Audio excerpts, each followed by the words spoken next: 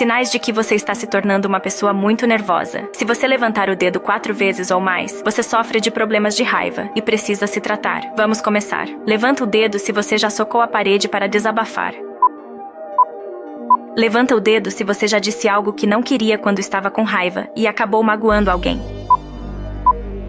Levanta o dedo se você tenta se vingar das pessoas que te estressam. Levanta o dedo se você já se estressou com a primeira pessoa que aparece quando você clica em compartilhar e depois mais. Levanta o dedo se você já chorou de raiva.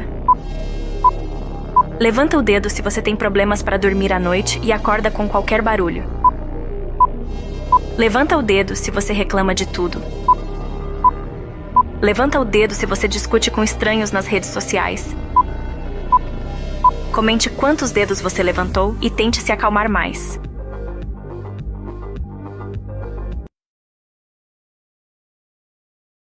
História.